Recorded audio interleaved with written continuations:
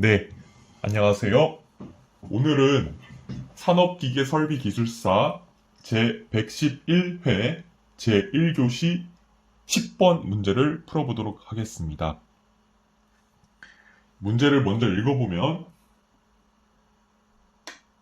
롤러 베어링과 볼 베어링의 수명에 대해서 설명하시오입니다. 예, 롤러 베어링과 볼 베어링은 이제 구름 베어링에 해당이 되죠. 예, 문제를 먼저 쓰면서 한번 시작해 보도록 하겠습니다.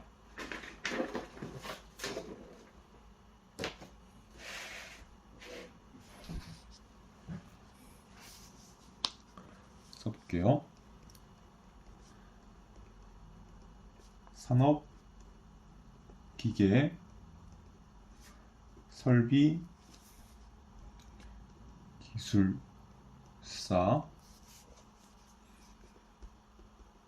제111회 제1교시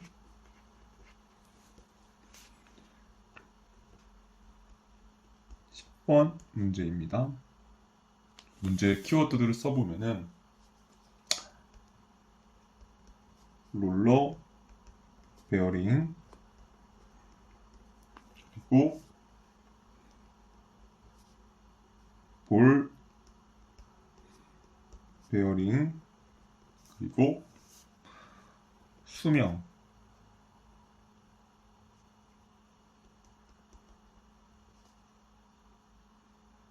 대해서 얘기를 해야 되고, 그리고 추가적으로 써드린다면은 이들은 구름 베어링이다.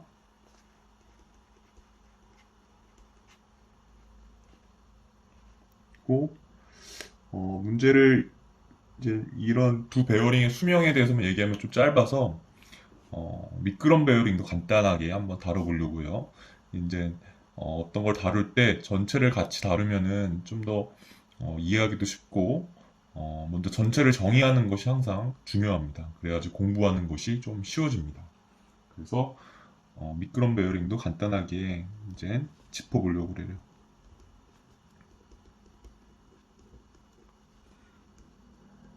그래서 이제 이 정도가 이제 키워드가 될 것이고요.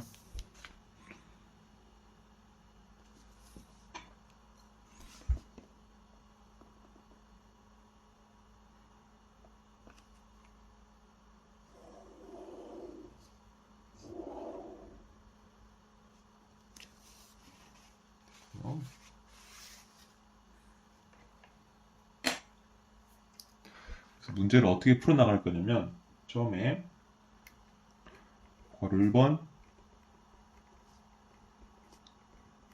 베어링의 역할부터 한번 짚고 넘어갈게요.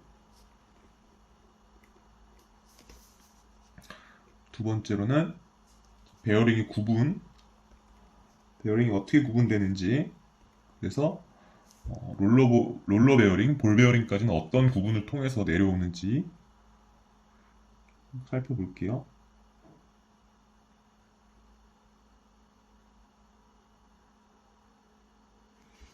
베어링의 구분. 세 번째, 베어링의 형상을 간단하게 그려볼게요. 베어링의 형상.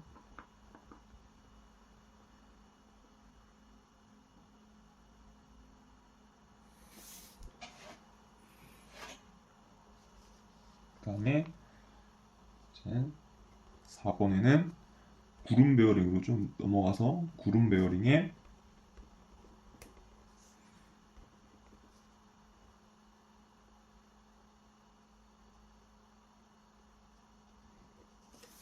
설계,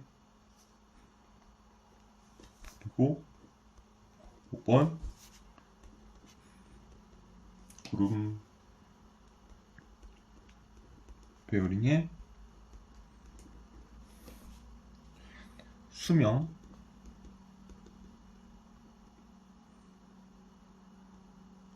그리고 6번에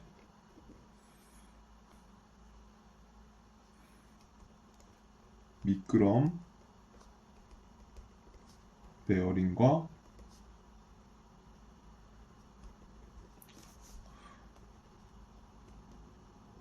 구름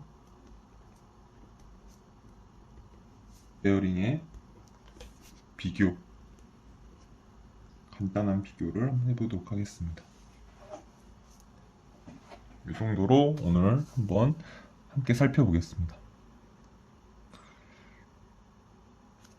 여러분들이 공부하실 때 이제 제가 항상 이렇게 써드리는 거 정도는 이제 여러분들이 머릿속에 있으신 게 좋아요. 당연히 이제 그런 기계공학 관련된 업무를 하면서 이제 알아둬야 될 사항들이 굉장히 많기 때문에 다 머릿속에 넣을 수는 없고요.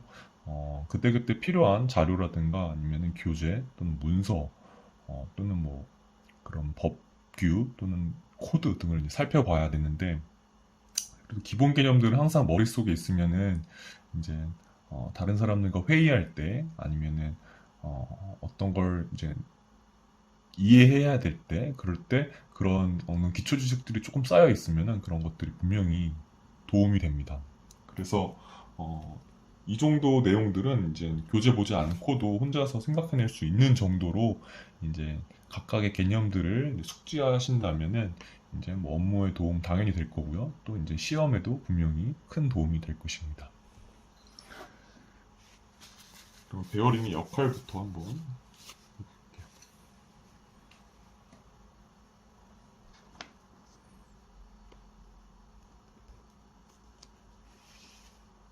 1번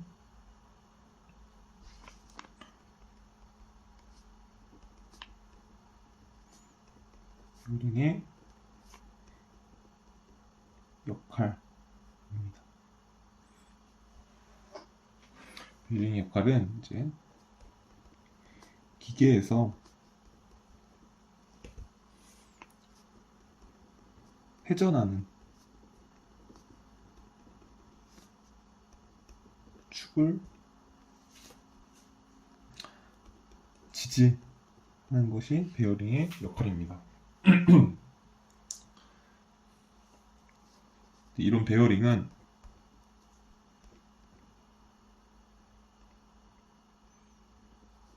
이제 그 역할에 맞게 지지가 충분해야겠죠. 그렇죠? 그리고 지지는 되는데 회전이 또 수월해야 되겠죠.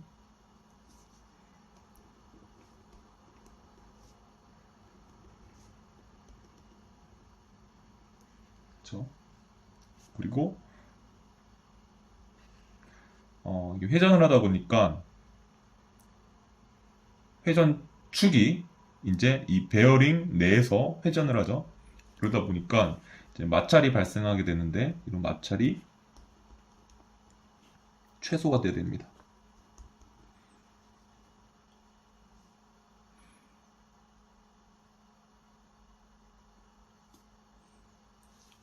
마찰이 발생하면은 이제 마멸이 발생하고 또 열이 발생하겠죠.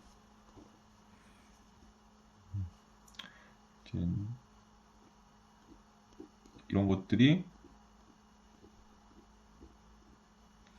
수명에 영향을 끼칠 것이고 따라서 윤활이 또 이제 도와줘야 됩니다.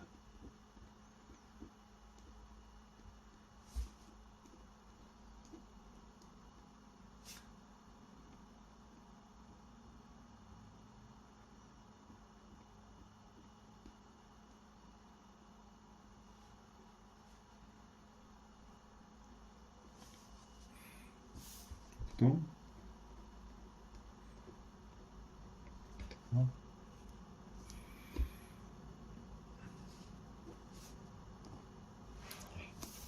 이것이 이제 베어링의 역할입니다. 기계에서 회전하는 축을 지지하는 것이 이제 베어링의 역할이고요. 베어링은 이제 어떤 기능을 가져야 되냐면 지지가 충분히 돼야 되고 축을 충분히 지지할 수 있어야 되겠죠. 능력이 있어야겠죠. 그리고 그 회전을 축이 또 회전하는데 방해가 되면 안 되잖아요. 회전이 수월하도록 그런 기능을 발휘를 해야 되고, 또 더불어 그 축이 베어링돼서 회전하다 보면 이제 마찰이 발생하는데, 그런 마찰이 동력 손실로도 이어지고 또 마멸로도 이어지고 하니까 또 열도 발생하겠죠. 그런 마찰도 최소화가 돼야지 이제 이 축의 원래의 목적을 달성할 수 있겠죠.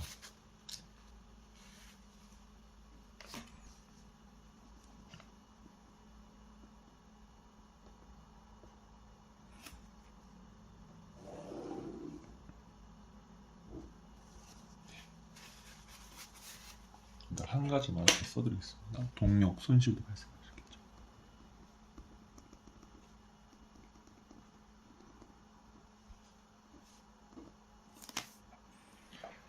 그리고 이제 2번 베어링의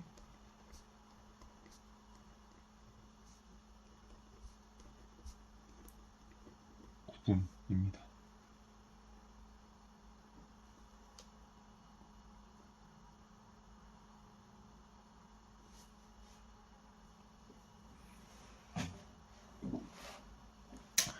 이제 크게는 이제 접촉 형식 그리고 하중 방향에 따라서 구분이 됩니다.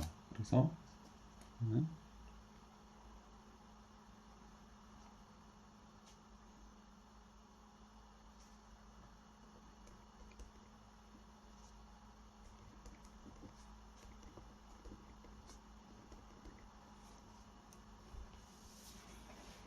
접촉 형식은 이제 여기가 하중 방향인데요. 하중 방향은 조금 이따가 쓰고 접촉 형식부터 먼저 쓸게요.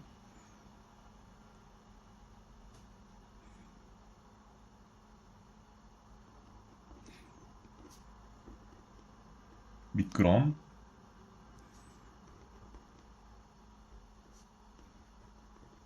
접촉이 있고요. 그리고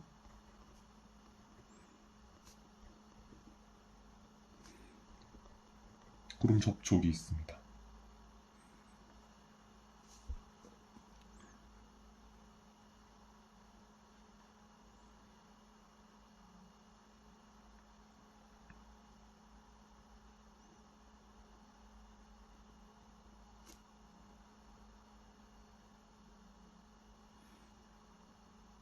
미끄럼 접촉은 이제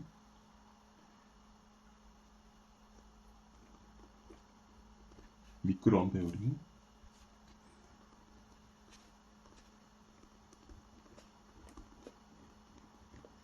구분이 되고요. 구름 접촉은 구름 베어링으로 구분이 됩니다. 미끄럼 베어링은 이제 영어로는 슬라이딩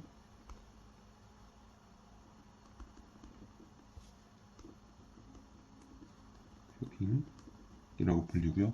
구름 베어링은 이제 롤링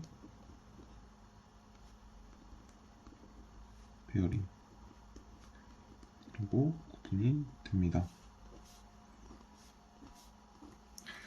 이게 저는 구름 베어링이 옛날에 처음에 대학교 때 배울 때는 그때 이 구름이라는 단어가 잘 이렇게 다르게 이해했었어요. 저는 약간 그런 하늘의 구름 뭐 그런 느낌으로 받아들였거든요. 그래서 아 이게 이제 도대체 뭐지? 그냥 막상 그냥 교재만 읽고 그냥 공식만 외우고 문제를 풀기만 했었는데 나중에 이제 시간이 지나면서 아 이 구름이 구르다의 구름이구나. 이렇게 뭐 물체가 굴러가다 할 때 그 구름이구나라는 걸 좀 나중에 이해했어요. 아 이게 그 뜻이구나. 이게 뭐 어려운 개념이 아니었구나. 예, 그렇게 이해가 됐는데 뭐 저처럼 그렇게 그런 하늘의 구름이라고 생각했던 분도 없으시겠죠 아마도. 미끄럼 베어링은 이제 슬라이딩 베어링이라고도 부르지만 보통 저널 베어링이라고도 많이 부릅니다. 그래서 저널 베어링도 같이 써줄게요. 현업에서는 다 저널 베어링이라고 많이 쓰죠.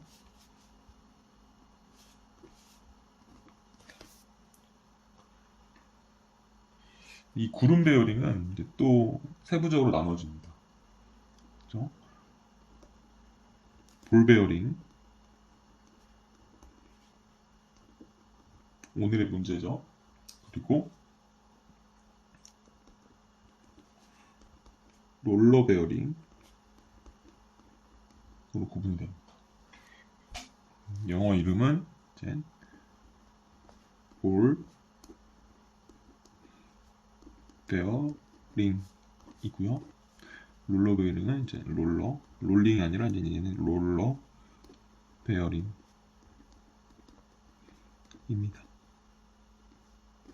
그 의미는 구름인데 볼이 굴러가면 볼 베어링, 롤러라고 해서 이제 원통형이 굴러가면 이제 롤러 베어링, 그렇죠? 그래서 볼이 돌아가냐, 롤러가 돌아가냐에 따라서 이제 두 가지 나눠집니다. 그리고 이제 볼이 여러 개가 있는데 볼 베어링 내에 이제 볼이 여러 개가 있는데 그게 1열로 있느냐, 2열로 있느냐, 3열로 있느냐, 1열로 있느냐, 복수열로 있느냐에 따라서 이제 얘가 또 단열,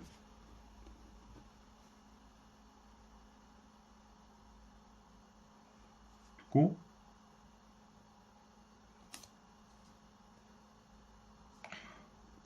보결 이렇게 구분하기도 합니다. 조금씩 이제 구분 좀 해줄게요.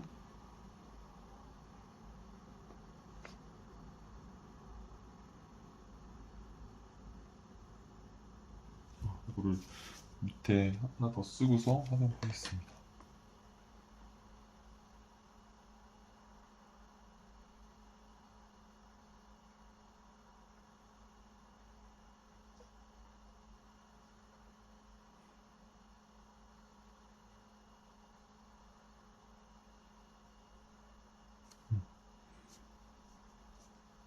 이렇게 이제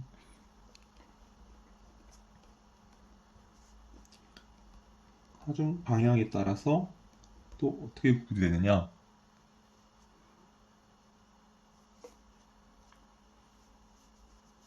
하중과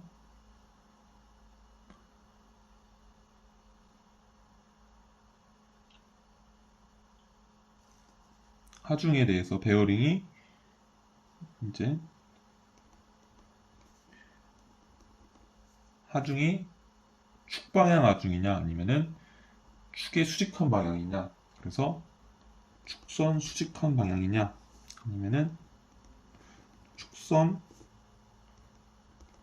평행한 하중이냐에 따라서 베어링이 그런 축선의 수직한 하중을 받느냐 아니면 축선의 평행한 하중을 받느냐에 따라서 구분이 되는데요. 그래서 이제 축선의 수직한 하중을 받으면 레이디얼 방향이다 해서 레이디얼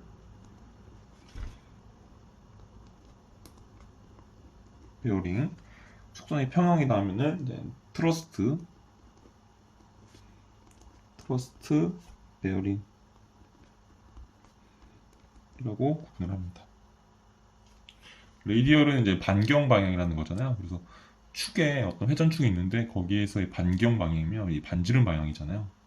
그렇기 때문에 축의 수직한 방향이 되겠고, 축선의 평행한 방향은 이제 축선이 이렇게 있으면 이제 이런 하중, 이런 축선의 평행한 하중을 이제 스러스트 방향이라고 하고, 그런 하중을 이제 지지하는 것을 스러스트 베어링이라고 합니다. 영어로 쓰면은 이제 레이디얼 베어링 는 트러스트 베어링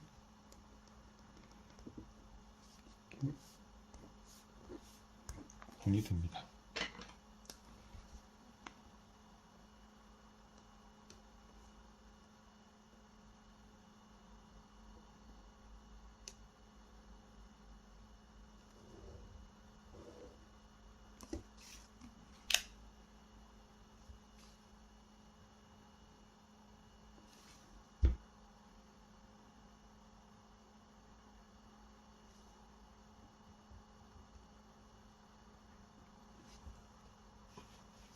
구분을 이제 선을 그으면서 한번 해볼게요.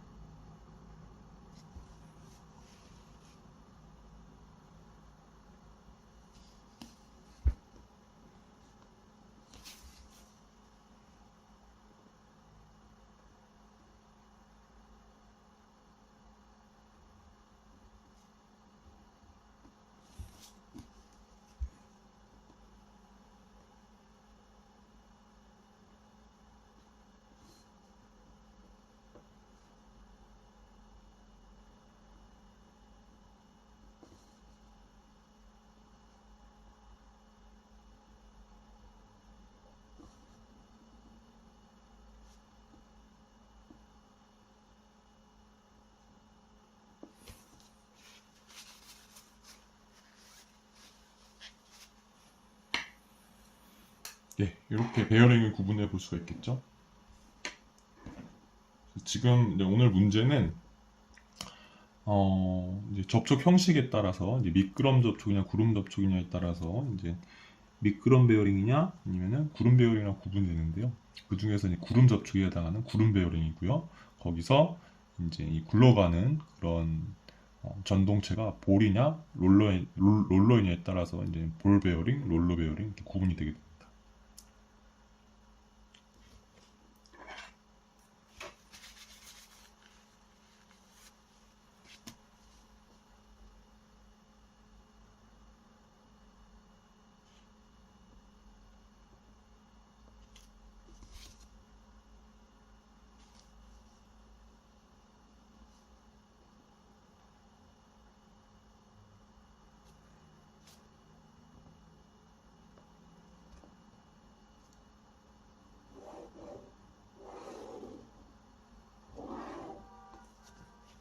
3번 하겠습니다.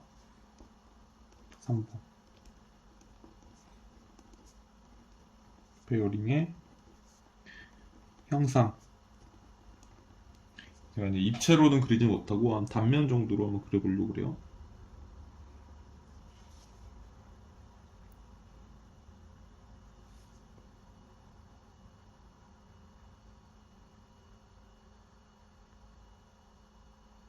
음.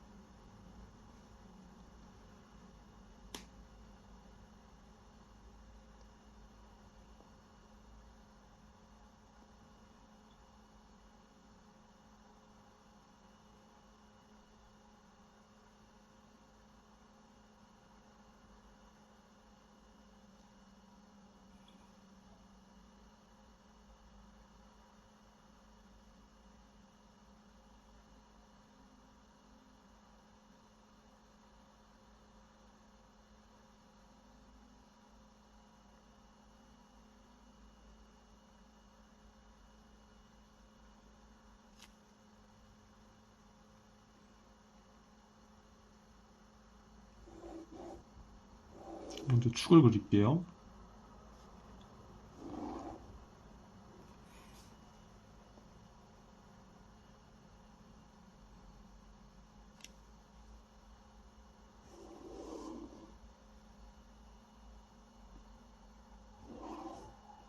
축을 그렸습니다.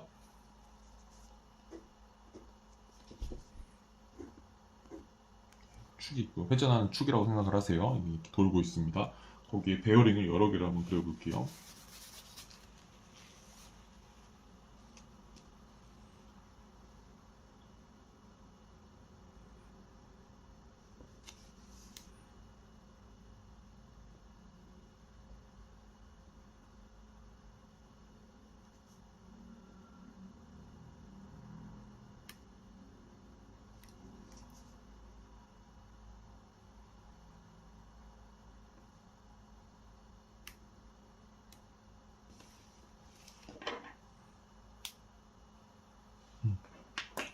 조금 더 크게 그릴게요.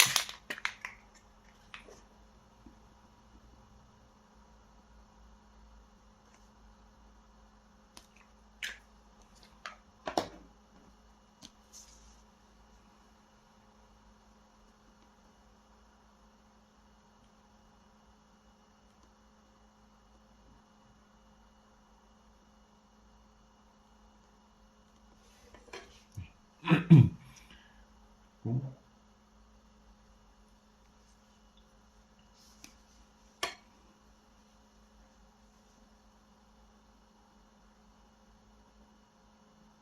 여러 개 이제 베어링을 한번 그려볼 거거든요. 여기다가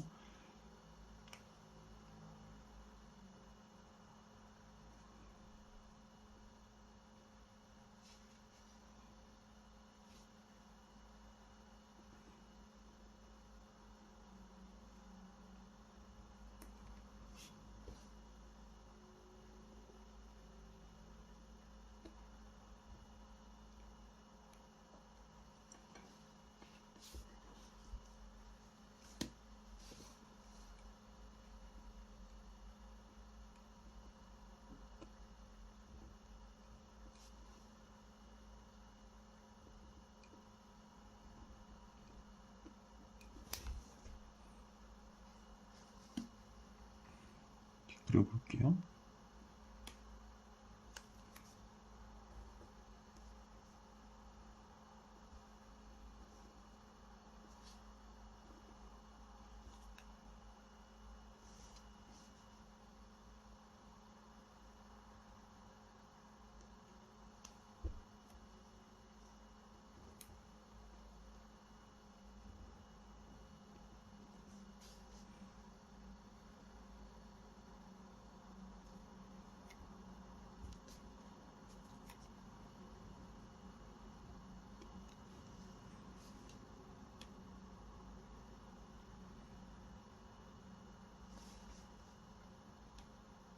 여기 베어링이 형성이 잡혀가고 있죠. 단면으로.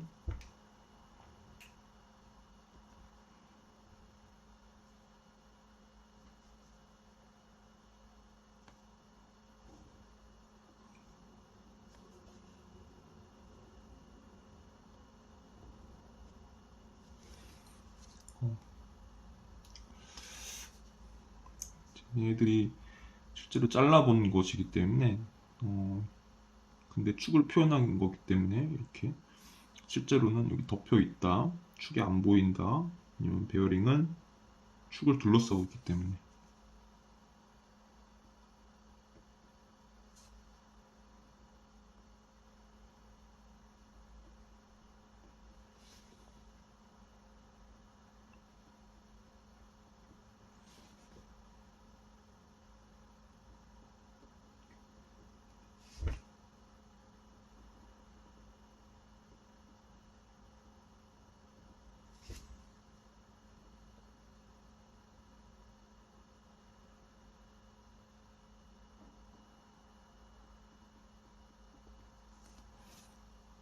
베어링 형상처럼 좀 보이고 있죠.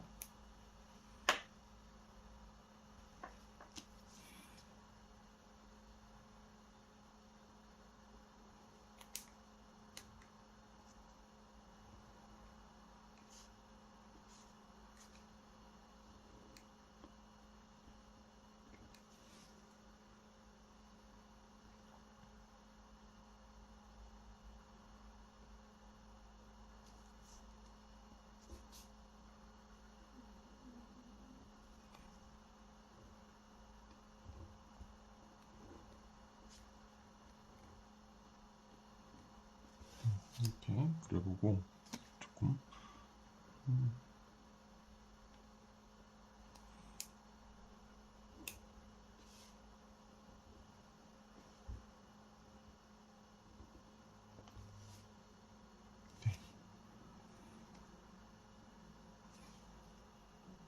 얘는 슬라이딩 베어링, 얘네들은 이제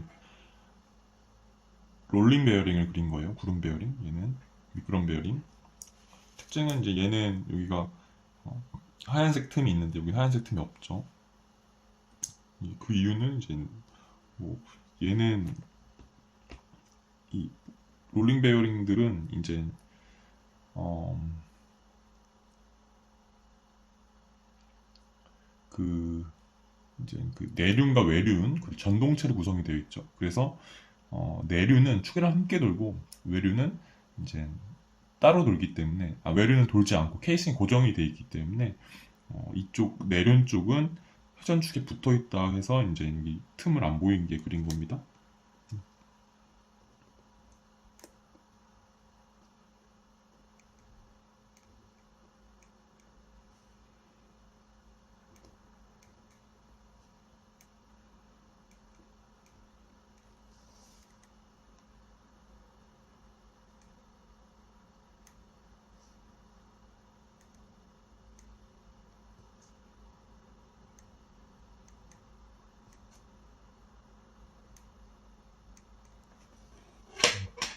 이렇게 얘는 미끄럼 베어링으로 이제 베어링 자체는 이제 정지해 있는 상태에서 축이 도는 거고요. 그 다음에 이제 볼 베어링 한번 그려볼게요. 여기다가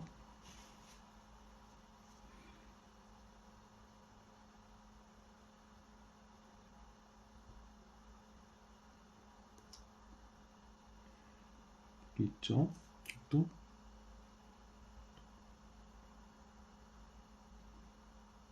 돌이 있습니다. 단면이에요, 이 단면. 제가 입체적으로 한번 그려보고 싶었는데 조금 그림에 부족해서 쉬운 단면만 그렸습니다. 또 볼베어링, 여기는 이제 2열, 그러니까 복열에 해당이 되겠죠. 왜냐면 1열, 한 열이 더 있어요. 볼베어링 이제 이런 식이죠. 또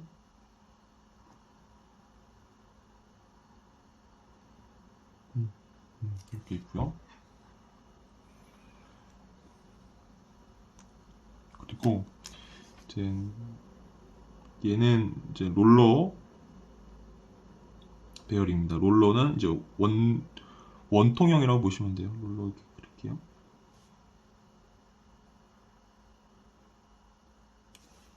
그리고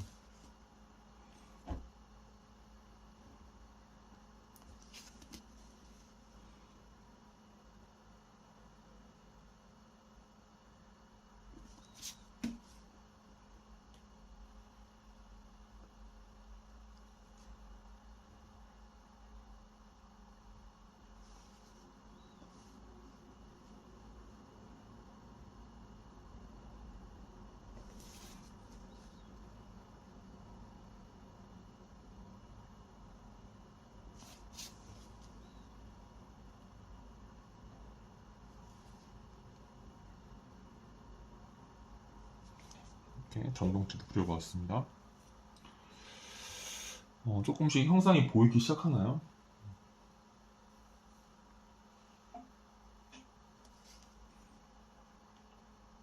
이제 내륜과 외륜을 좀 구분해 보기 위해서 좀 선을 그어 볼게요.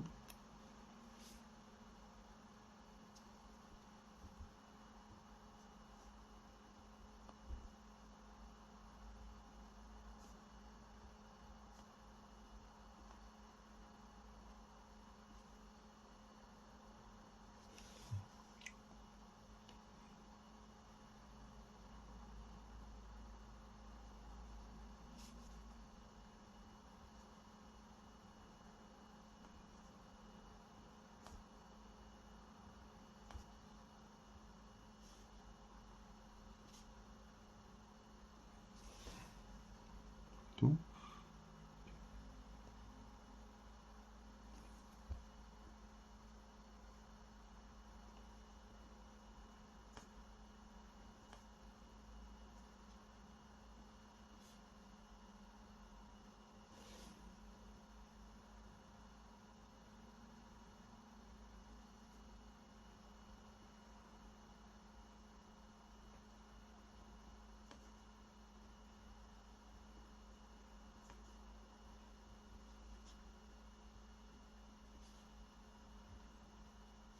이렇게 그려봤습니다.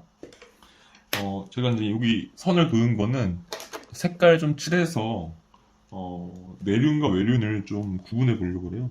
그래서 먼저 내륜부터 한번 칠해 볼게요.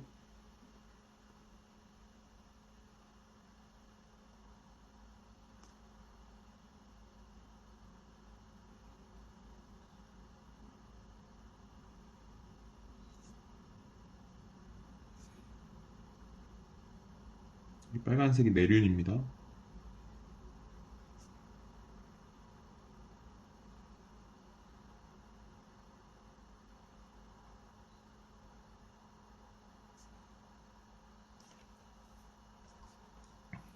또 이렇게.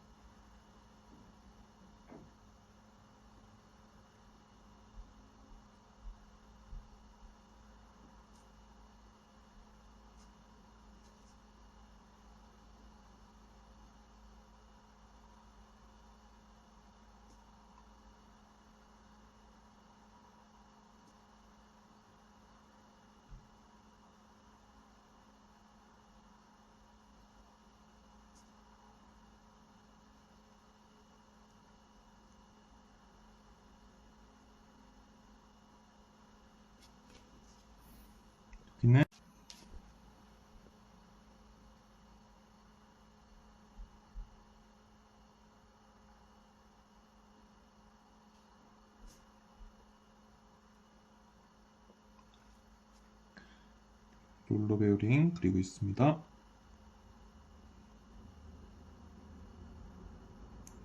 좀 이제 내륜들이 눈에 보이나요?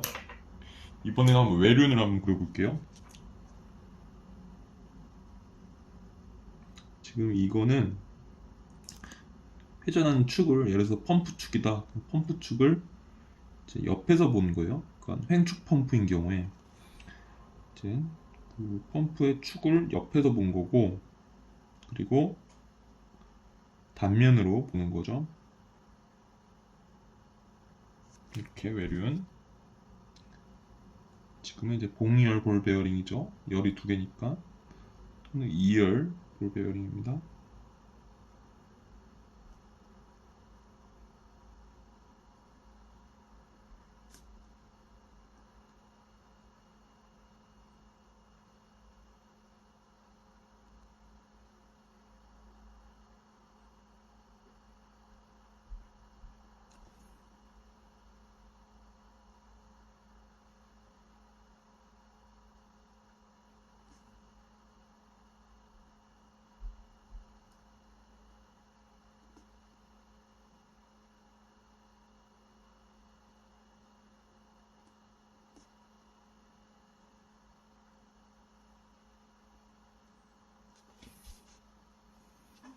그리고 이제 여기는 롤러 베어링 1열이죠. 여기는 단열.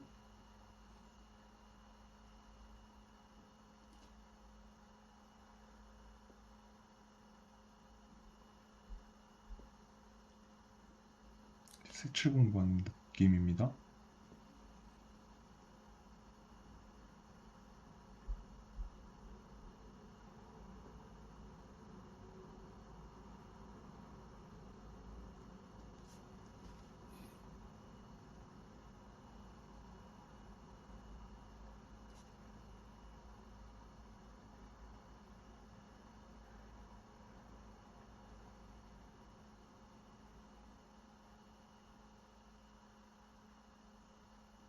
네, 이렇게 그려봤습니다. 조금 구분이 되시나요? 이제 얘는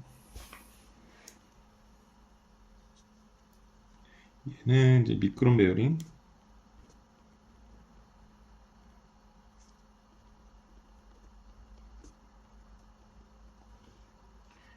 얘는 단열 볼 베어링. 여기다 써줄게요. 얘는 복열 볼 베어링. 얘는 단열 롤러 베어링 해당이 되겠죠. 그러니까 두 개 회전하는데, 이제 얘는 미끄럼 베어링의 얘를 단면으로 그려본 거고, 얘는 단열 볼 베어링을 한번 얘로 그려본 거고, 얘는 이제 복열 볼 베어링을 얘를 들어본 거고, 얘는 단열 롤러 베어링을 이제 그려본 거예요.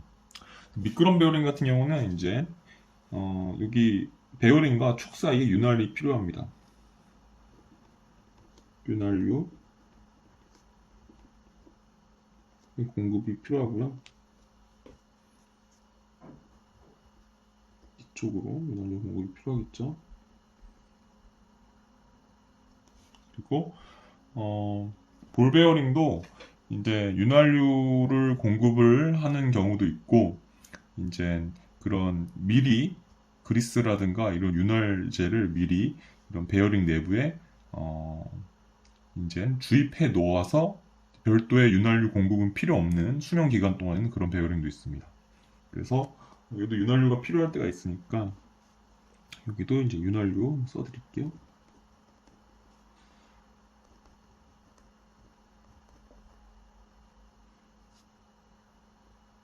얘는 전동체에 들어가야 되겠죠.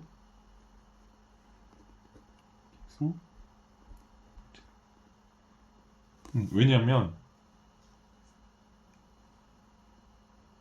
제가 내륜과 외륜을 그려드린 이유가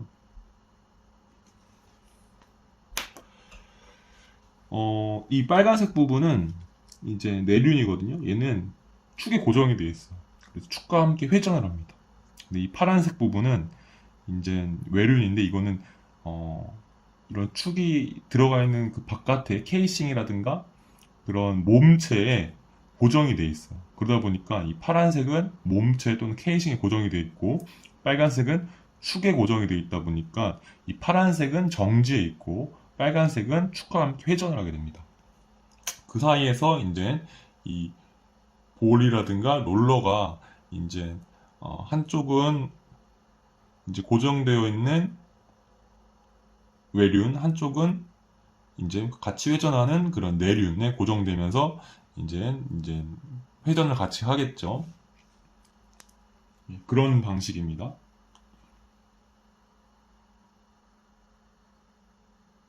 이 축이 회전을 해야 되는데 우리가 이 축을 지지를 해야 되잖아요. 그 지지하는 게 이제 베어링이라고 얘기했죠. 근데 이 베어링이 축을 회전도 못하게 꽉 잡고 있으면은 걔는 뭐 지지는 할지언정 축의 원래 기능인 회전을 못하게 만들잖아요. 그래서 이제 회전을 허용을 해줘야 됩니다. 축구의 무게도 지지하면서. 그래서 이런 미끄럼 베어링 약간의 틈새가 있는 상태에서 윤활유가 여기 이제 형성이 되면 공급이 되면 이 유막이 형성이 됩니다. 그래서 유막 이 회전축이 그 유막 내에서 회전을 하면서 회전축의 하중이 이제 유막을 통해서 미끄럼 베어링이 전달이 되어서 축의 무게를 잘 지지할 수가 있게 되는 것이고요.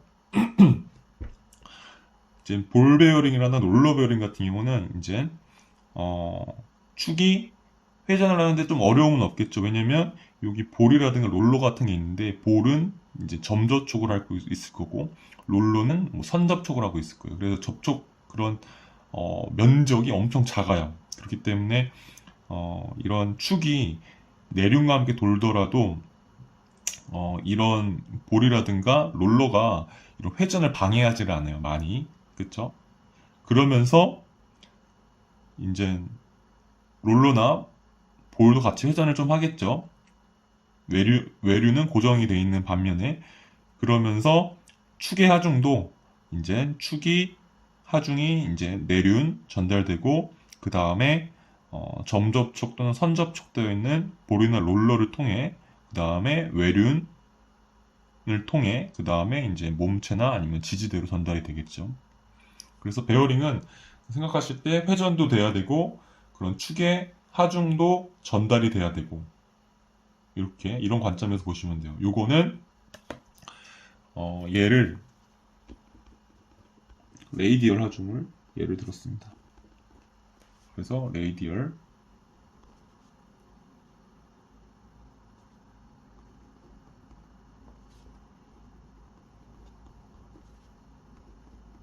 베어링입니다. 여기 레이디얼 여기 축선에 수직한 하중이죠. 그래서 이 빨간 부분은 이제 회전을 하고 이 파란 부분은 이제 고정, 정지가 있다고 할게요. 여기도 빨간색 부분은 이제 회전, 그리고 이 파란색 부분은 이제 정지 있는 거죠. 그래서 이 빨간색인 내류는 축에 고정이 되어서 축과 함께 회전을 하고 이 파란색 부분인 외류는 몸체 또는 케이싱에 고정이 되어서 정지가 되어 있고요. 그래서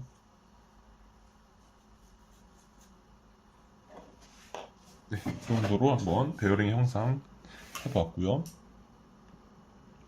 그 다음은 이제 구름 베어링의 설계입니다. 4번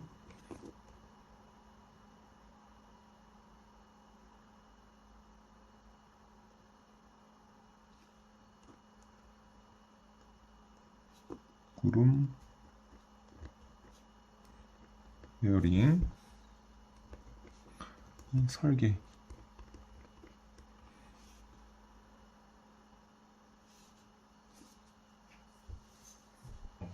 있습니다. 그루밍 베어링의 설계는 간단하게 한번 짚어보려고 해요. 그리고 하중을 견딜 수 있도록 설계가 돼야 되겠죠. 그래서 그루밍 베어링에 정하중이라는 게 있습니다.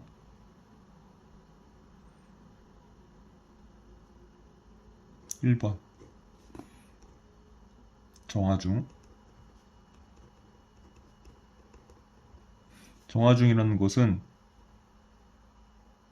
이제 회전을 하지 않을 때의 하중이겠죠. 얘는 이제 작아야 돼요. 어느 것보다 기본 정적 부하 용량이라고 불리는 그런 어떤 베어링이 지지할 수 있는 그런 지탱할 수 있는 하중의 한계라는 값이 이제 베어링 제작사에 의해서 이제 제공이 됩니다. 지금 그런 값의 한계 하중보다 실제 걸리는 베어링에 전달되고 있는 하중이 작아야 되겠죠. 기본 정적 부하 용량은 기본 또 다른 표현이 있어. 기본 정적 정격 하중이라고 표현하는 그런 것도 있으니까 이렇게 조금 헷갈리지 않게 두 개. 여기서 뒤에 부하 용량이냐 아니면 정격 하중이냐 이런 차이구나. 같은 의미죠, 근데. 얘는 보통 CO5로 많이 표현을 하더라고요.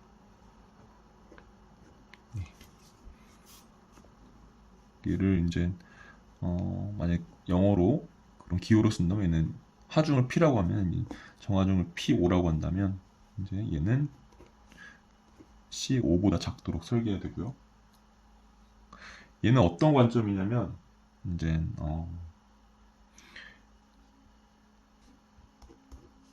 이제 영구 번영을 이제 방지하는 그런 관점이에요. 그래서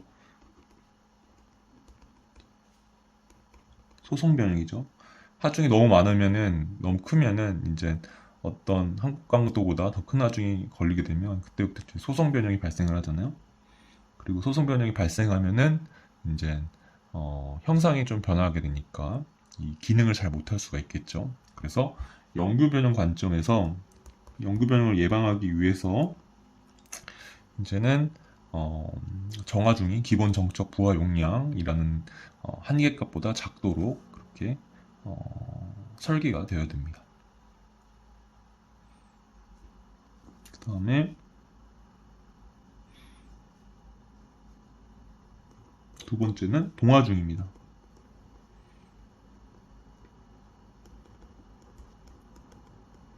동하중이고요. 동하중은 이제 회전을 할 시의 하중입니다. 동하중이 작아야겠죠. 위에랑 똑같습니다. 기본 정적 대신에 동적 부하 용량. 또 다른 표현으로는 이제 기본 동적 정격 하중이겠죠. 얘는 C로 표현을 합니다. 영어로 이제 써본다면 동하중은 이제 P로 표현을 하고요. 얘는 작아야 된다. 보다 C보다 이렇게 됩니다. 얘는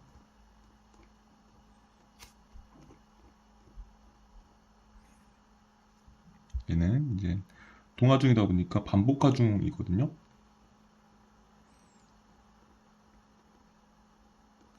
얘는 이제 P로 방리 관점입니다.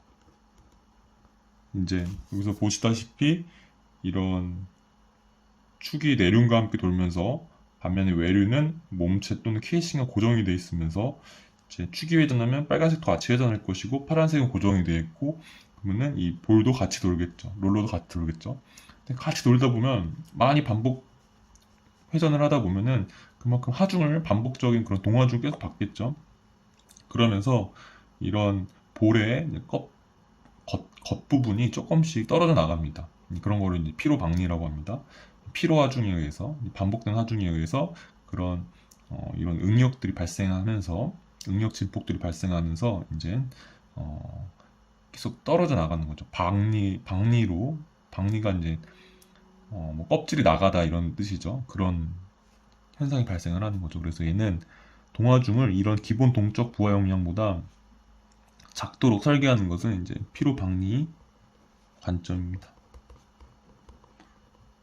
피로박리가 결국은 발생할 건데 얼마만큼 이제 늦게 발생하도록 이제 하느냐 그런 문제가 있겠죠. 그러기 위해서는 이 부등호가 이렇게 같아서는 안 되고요. 얘보다 한참 작아야 됩니다. 예. 얘보다 한참 작아야 됩니다. 당연하겠죠. 조금만 작으면은 조금만 회전은 바로 박리가 일어날 거 아니에요. 한참 작아야지 많이 회전을 해도 박리가 나중에 일어나겠죠. 네, 그래서 이 부등호 표시 구름 배열은 이렇게 정하중 관점과 동하중 관점에서 이제 각각의 부하 용량 또는 전격 하중보다 작도록 설계가 돼야 된다라는 걸 간단하게 짚어봤고요.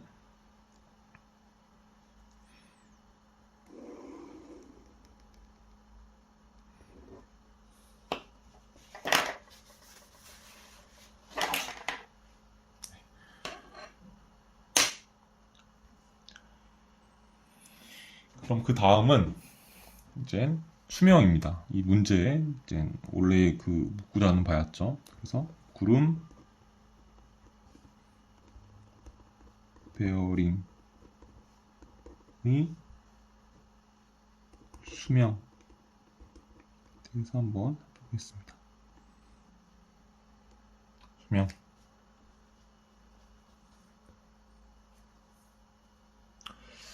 일단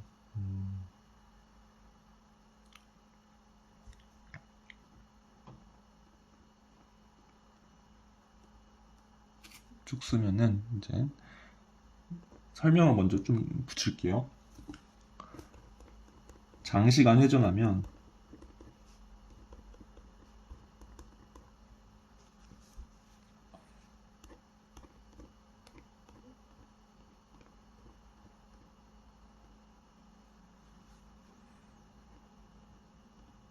이제 어디 이 볼이랑 롤러를 전동체라고 그랬죠. 이 전동체와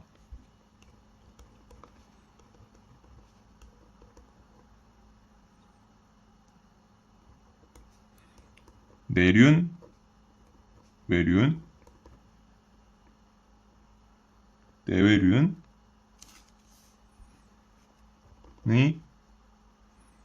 접촉면 뭐가 발생한다고 했었죠? 피로박리가 발생한다고 했죠.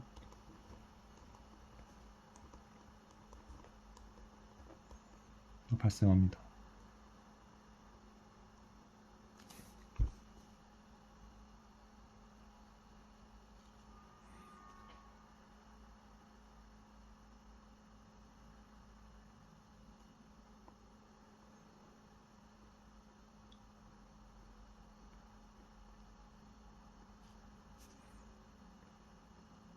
내외륜의 접촉면에서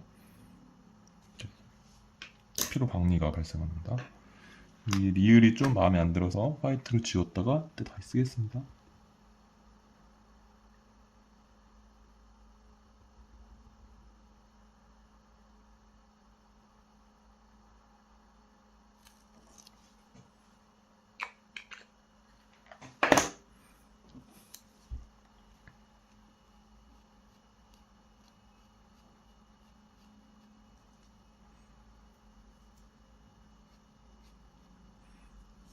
그러면 어떻게 되느냐? 이제 내외륜과 전동체 사이에 그런 피로 박리가 생기면 진동과 소음이 수반이 되게 됩니다. 그 상태로 회전을 계속하면은 이제 진동, 소음, 수반하게 되고요. 그러면 사용하기 어렵습니다.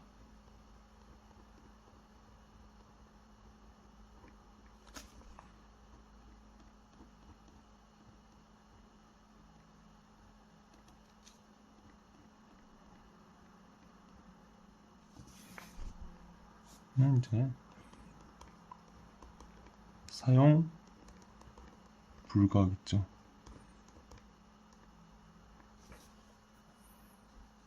그래서 결국 이제 이런 회전 수명이라는 게 존재합니다.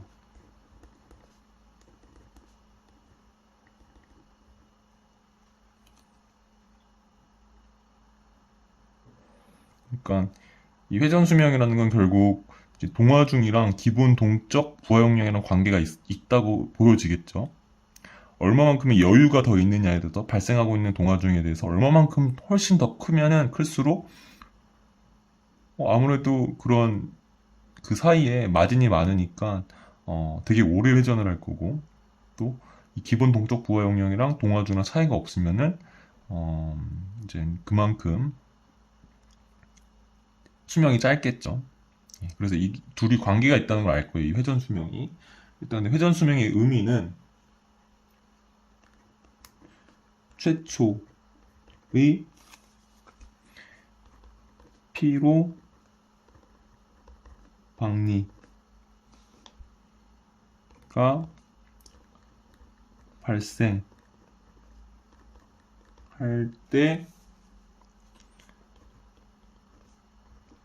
때까지의 총 회전수입니다. 총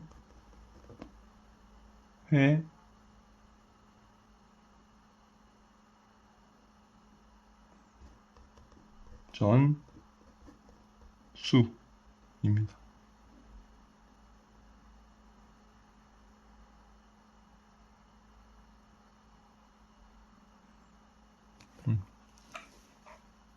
네. 이제 얘네들이 전동체랑 내륜이 함께 돌면서 외륜은 고정이 돼 있고 정지가 돼 있고 하다 보면은 이제 결국 그런 반복적인 하중이 발생하면서 이제 내륜이라든가 외륜 또는 전동체에서도 이제 그런 겉부분이 조금씩 벗겨져 나가는 피로 박리 현상이 발생할 것이고 이제 피로 박리가 발생하는 그 순간까지의 총 회전수라고 보면 되고요. 회전 수명이 왜냐면 그 껍질이 발생한 이유는 이제 진동과 소음이 수반되기 때문에 이제 교체를 해줘야 되거든요. 그렇기 때문에 개의 수명은 거기까지인 거죠. 언제까지? 그럼 피로 박리가 처음 발생할 때 그때까지의 총 회전수인 거죠. 그런 수명을 이제 수명식으로서 이제 그런 베어링 이런 롤러 베어링 또는 볼 베어링 제작사들이 제공을 합니다. 아마 실험식이었던 것 같기도 한데요. 그 식을 한번 써볼게요. 그래서 볼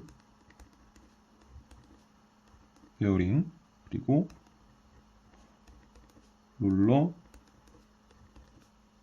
베어링이고요.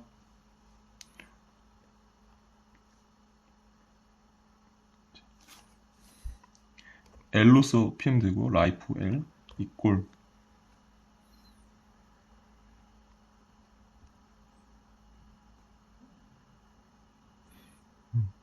C 나누기 P 예 얘는 3승 곱하기 10의 6승 레볼루션의 단위가 되는 것이고요. 롤러 베어링은 L은 동일합니다. 식이 C 나누기 P에 이제 이게 10 나누기 3입니다. 곱하기 10의 6승 레볼루션입니다. 그러니까 C는 아까 여기서 기본 동적 부하용량이라고 제가 기호를 표현해 드렸고요. 그냥 P는 이제 동화중이라고 그랬죠. 그래서 동화중분의 C가 이제 이 3승에 비례하는 것이 볼 베어링의 수명이고요. 그리고 롤러 베어링은 3분의 10에 비례합니다. 그래서 여기서 보시면 아시겠다시피 기본 동적 부하 용량 그런 한계치가 크고 동화중이 작을수록 이 라이프는 커지겠죠. 당연한 거죠. 이렇게 이 둘의 차이가 클수록 이제 그런 라이프는 더 길어지게 되고요. 이제 이런 식을 통해서 수명을 예측하게 됩니다. 그러니까 예를 들어서 우리가 설계할 때 이 베어링은 동화중을 얼마만큼 받을 것이다라고 해서 P를 먼저 계산을 하고 그 다음에 이런 구름 베어링의 카탈로그를 보고 거기서 이제 기본 동적 부하 용량이 제시가 되어 있으면은 그 기본 동적 부하를 넣어서 이제 이 공식을 통해서 이제 얼마만큼의 레볼루션인지를 보고 수명을 우리가 이제 판단하는 거죠. 회전축은 이제 뭐 3600rpm, 뭐 1800rpm 이렇게 회전한다고 한다면 이제 그게 1분에 3600번 또는 1분에 이제 1800번 레볼루션이죠. 그렇게 회전한다는 거니까 이제 그런 RPM과 이 수명식을 이용하면 이제 그걸 통해서 몇 분을 이제 돌 수 있는지 그런 것들을 계산하고 그럼 그게 뭐 몇 년인지 아니면 며칠인지 그렇게까지도 또 환산이 되겠죠. 그래서 그런 레볼루션 단위로 수명을 구하고 그거는 이제 이렇게 구해집니다. 차이점은 이제 볼 베어링보다 롤러 베어링이 이 개수가 조금 더 지수가 좀 더 커요. 한 3.333 정도 되죠. 그러니까 볼 베어링보다는 롤러 베어링이 좀 수명이 긴다는 거 여러분들 조금 느낌 오시겠죠? 아무래도 볼보다는 롤러가 좀 더 튼튼하잖아요. 그러니까 롤러 베어링이 좀 더 이제 수명은 길 거고 대신에 그럼 마찰 같은 거는 이 롤러보다는 볼이 더 작을 거예요. 회전할 때 회전 마찰 같은 경우. 왜냐면 얘는 점접촉인데 얘는 선접촉이거든요. 볼이 돌 때는 볼이 한 점에서만 회전을 하죠. 실제로 보면은 이게 약간 눌려 있겠죠. 그런 국부적으로는 면을 이루기 하겠지만 전체적으로 글로벌하게 보면 이제 점접촉인 거고 롤러 베어링은 원통이 도는 거기 때문에 그 원통에 선으로 접촉이 돼 있죠. 그래서 선접촉이고 얘도 마찬가지로 국부적으로 보면 면을 형성하겠죠. 근데 그런 글로벌하게 보면은 선접촉이다. 그래서 얘네 둘이 마찰은 얘네가 더 작을 텐데 얘보다 얘가 더 작을 텐데 수명은 얘가 더 길 거다. 그런 정도의 느낌도 가지시면 좋을 것 같아요. 여기까지.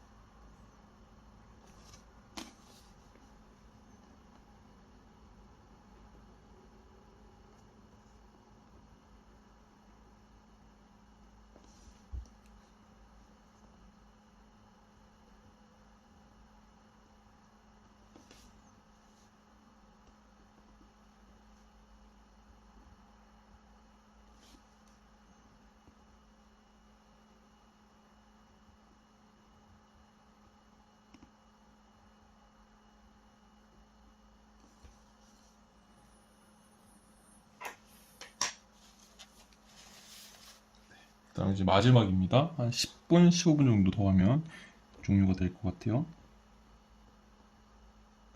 6번. 여기까지만 하면 좀 아쉬워서 이제 공부할 때 좀 같이 묶어서 공부하면 좋잖아요. 미끄럼 베어링과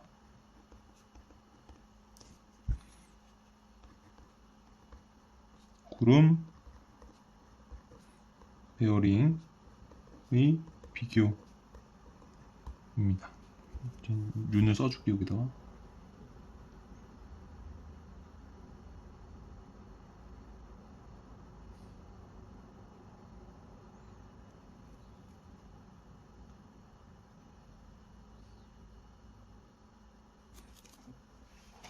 써드렸고요. 여기는 이제 표 형식으로 한번 그려볼게요. 작성해 볼게요.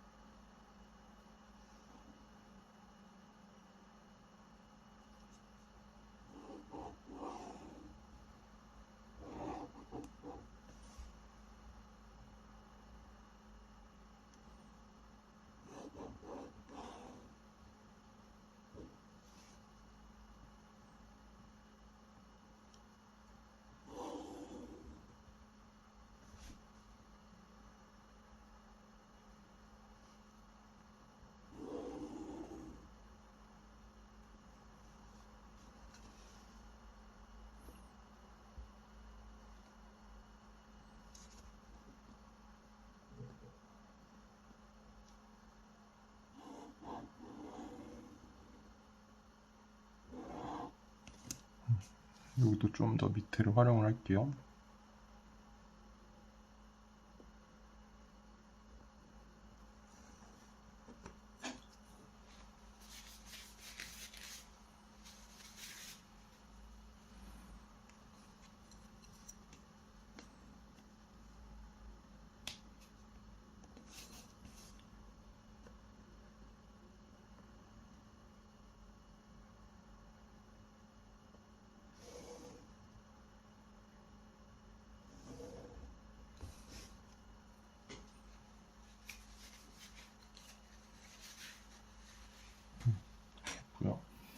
여기다가 미끄럼 베어링,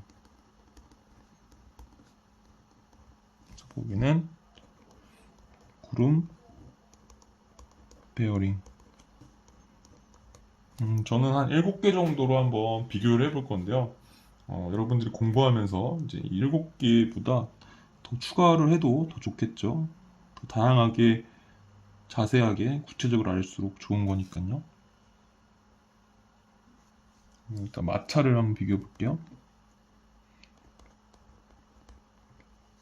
마찰은 미끄럼 베어링이 큽니다. 얘는 작습니다. 그 이유는 이제 미끄럼 베어링 같은 경우는 이제 면접촉을 하죠.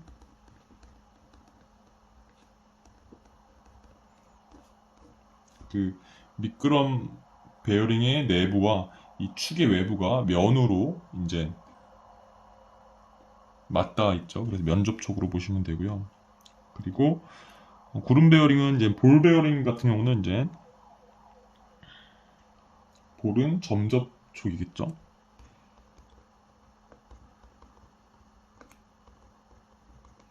그리고 롤러는 선접촉이겠죠.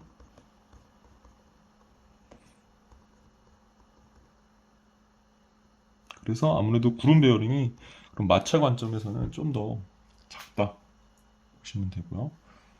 그다음에 내충격성.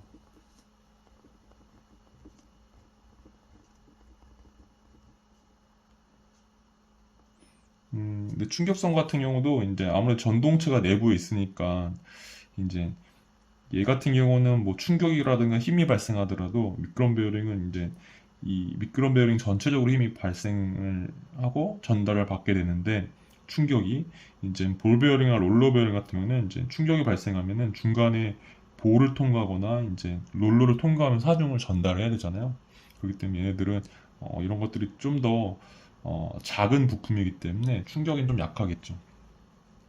미끄럼 베어링 충격에 강하다. 구름 베어링은 이제 약하다 되겠고요. 진동 소음입니다.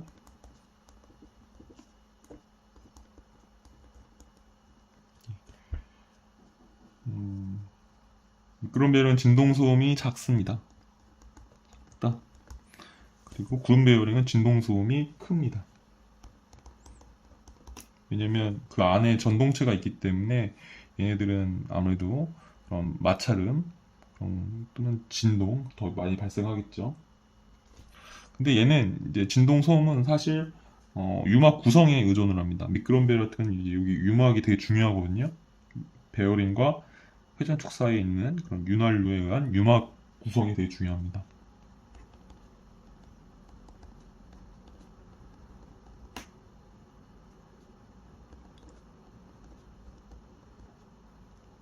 유막 구성이 좋으면 진짜 진동 소음이 거의 없을 것이고요. 유막 구성이 안 좋으면 이제 진동 소음이 크겠죠. 그래서 뭐 완전 윤활, 경계 윤활, 고체 윤활 또는 완전 윤활 대신에 유체 윤활 이런 거 들어보셨죠? 나중에 이제 그 미끄럼 베어링 또 문제를 다룰 때 그 부분이 나온다면 그때 다루겠는데 유막 구성이 좋다는 거는 유체 윤활 또는 완전 윤활을 구성할 때 그럴 때 좋다라는 거겠죠. 그럴 때는 진동성이 진짜 작고요. 그리고 구름 베어링은 이제 전동체와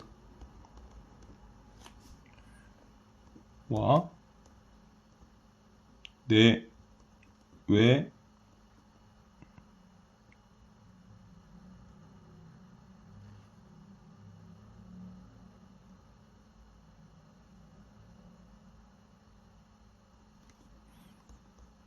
내외륜의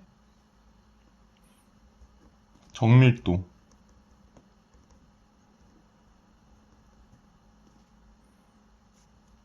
조금 밑에 와서 정밀도에 의존합니다.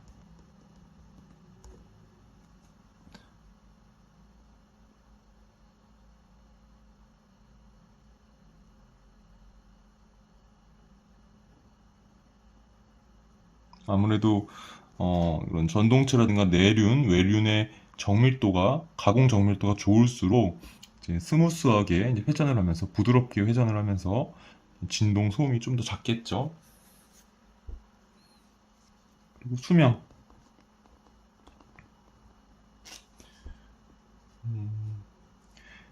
미끄럼 베어링은 길고요. 길다. 그리고 구름 베어링은 작습니다. 그래서 얘는 이제 유체 마찰 경우에 반영구적으로 사용할 수 있습니다.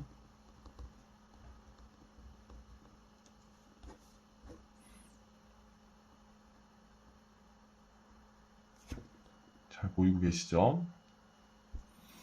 그리고 구름 베어링이 작은 이유는 이제 피로 박리 때문에 그렇죠.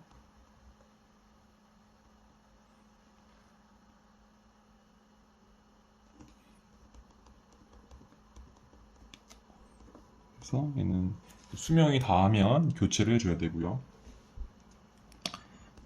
운전 속도는 얘는 고속 회전에 적합하고요.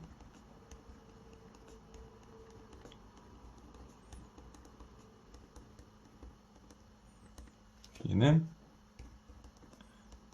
저속 회전에 적합합니다.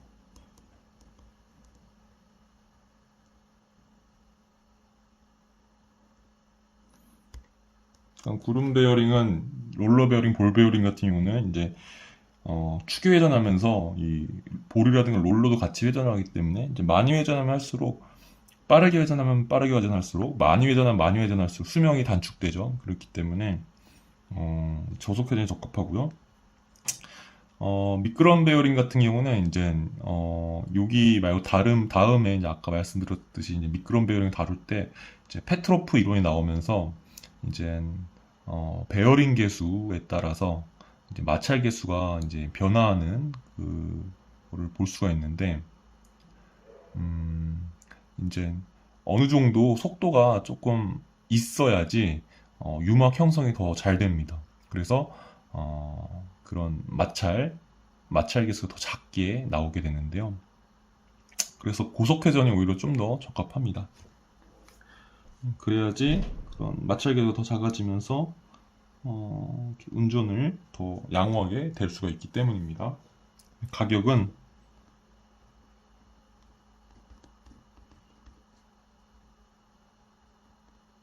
딱 봐도 이제 미끄럼 베어링이 더 단순하고 이제 그런 구름 베어링은 더 부품수가 많죠. 그래서 미끄럼 베어링 가격이 이제 저가고요. 그리고 구름 베어링은 이제 고가입니다. 비싸다는 거죠.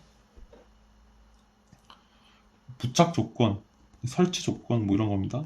부착 조건을 보시면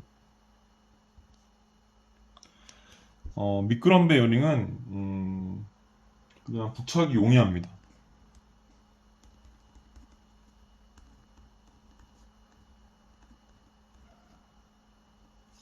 하지만 구름 베어링은 부착이 난이합니다.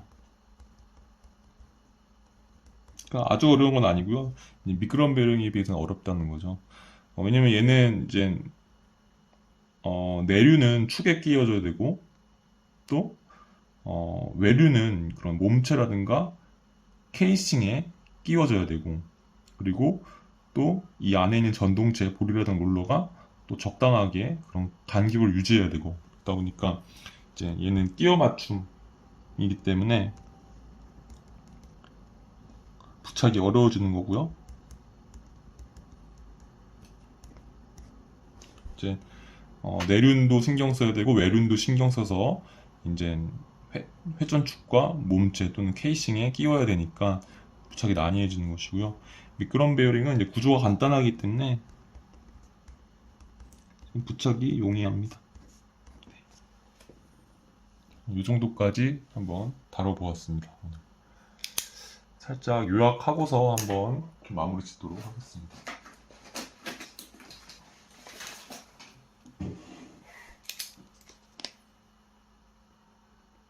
오늘 다룬 분야는 이제 산업기계설비기술사 제 111회 제 1교시 10번 문제를 다뤄보았고요.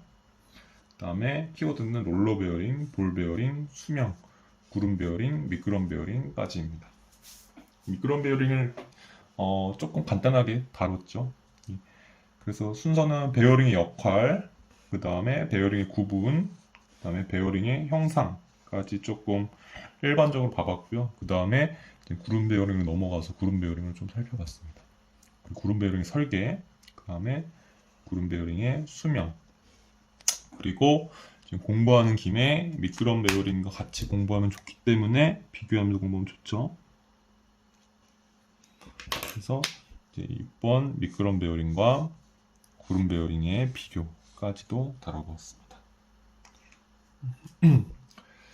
베어링의 역할은 이제 지지하면서 또 회전도 해야 되고 또 마찰도 고려해야 되고 이렇게 하면서 기계에서 회전하는 축을 지지하는 것이 역할입니다.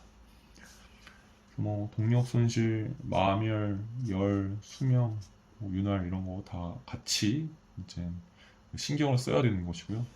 그리고 접촉 형식과 하중 방향에 따라서 전체적으로 나눠지고요. 그리고 미끄럼이면은 미끄럼 베어링, 구름이면은 구름 베어링, 축선의 수직이면은 레이디얼 베어링, 평행이면 스러스트 베어링 이렇게 나눠지고요. 오늘 다루는 건 우리가 볼 베어링, 롤러 베어링을 다루는 거죠. 베어링의 형상 이제 이렇게 한번 그림을 참조해서 보시면 좋을 것 같고요. 베어링의 설계는 그냥 당연한 거죠. 정화중은 기본 정적 부하 용량보다 작도록 설계해야 되고, 동화중은 기본 동적 부하 용량보다 이제 아주 많이 작게 설계를 해야 되고, 근데 결국 동화중 설계는 이제 수명을 우리가 계산을 하면서 자연적으로 동화중 설계는 커버가 되고, 수명을 산정하면서 자연스럽게 커버가 되고, 정화중만 한 번 더 검토를 해보면 되겠습니다. 그래서 이제 구름 베어링은 왜 수명이 필요하냐? 왜냐면 장시간 회전하면 이렇게 전동체가 내외륜 사이에 이제 회전하고 또 내륜도 회전을 합니다. 그러면서 이제 각각의 접촉면에 이제 피로 박리 현상이 발생합니다. 그럼 진동과 소음이 수반하게 되고 사용이 어려워지겠죠. 더 이상. 그래서 회전 수명이라는 것을 이제 정의를 해서 그 회전 수명 이내에서 사용을 해야 되는데, 그 의미는 최초의 피로 박리가 발생할 때까지의 총 회전수입니다.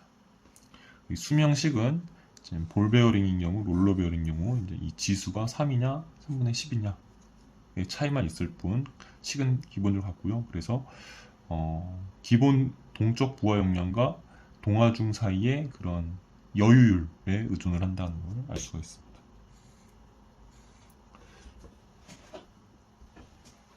그리고 이 비교도 이제 마찰 관점에서, 내충격성 관점에서, 진동 소음 관점에서, 수명, 운전 속도, 가격, 부착 조건 관점에서 총 7개죠. 7개 관점에서 미끄럼 베어링과 구름 베어링을 한번 비교해 보았습니다. 오늘 여기까지 들어주셔서 감사합니다. 고생하셨습니다.